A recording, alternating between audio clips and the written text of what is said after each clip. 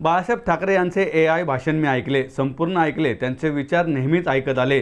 मात्र नाशिकमधील त्या AI भाषणात त्यांनी काँग्रेसवर केलेली टीका, श्रीनगरमधील लाल चौकात तिरंगा फडकावण्याची त्यांची इच्छा हे काहीच नव्हते, अशी सावध प्रतिक्रिया डॉक्टर नीलम गोरे यांनी दिली आहे. बाळासाहेबांची ती सगळी स्वप्ने मोदी यांनी पूर्ण केली. त्यांच्याबरोबर आमचे नेते एकनाथ शिंदे आहेत, तेच बरोबर आहेत असंही त्या म्हणाल्यात. मी ते भाषण पूर्ण पाहिलं, ऐकलं आणि सन्माननीय वंदनीय हिंदू हृदय सम्राट बाळासाहेब ठाकरे यांनी जे वेगवेगळ्या वेळेला विचार मांडले होते ते विचाराचंच एकत्रीकरण त्यांनी केलेलं आहे. परंतु त्यामध्ये ज्यात त्यांनी प्रचंड असं काँग्रेसवर टीका केली किंवा दिल्लीमध्ये मी जर का पंतप्रधान असतो तर दिल्लीला श्रीनगरला लाल चौकामध्ये मी तिरंगा फडकवून दाखवला असता.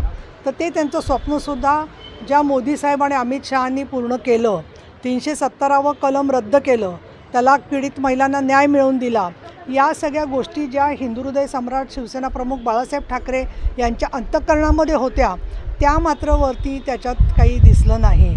त्यांच्या अनेक भाषणांना आम्हालाही उपस्थित होण्याचा भाग्य मिळालेलं होतं. पण प्रत्येकाने कशा पद्धतीने माननीय बाळासाहेबांचे विचार सांगायचे, तर संपूर्ण विचार जो माननीय बाळासाहेब ठाकरे यांचे ऐकेल त्यांना पूर्ण खात्री पटेल की माननीय शिंदेसाहेबच योग्य मार्गावर आहेत. कारण तो राष्ट्रहिताचा आणि हिंदुत्वाचा मार्ग आहे आणि त्यामुळे ते AIनी केलेलं जरी असेल तरी AIला शेवटी आपण काय माहिती देतो त्याच्यानुसार AI ती माहिती जनरेट करत असते, त्याच्यामधून ते तयार होत असतं. आणि म्हणून मला असं वाटतं की एक तो त्यांच्या केवळ मुख्यतः त्यांच्या पक्षाच्या एक प्रचाराचा भाग होता. त्याच्या पलीकडचे अजून मोठा विशाल अथांग असा बाळासाहेब ठाकरे यांच्या विचारांचा सागर हा सगळ्यांच्यासाठी आजसुद्धा खुला आहे.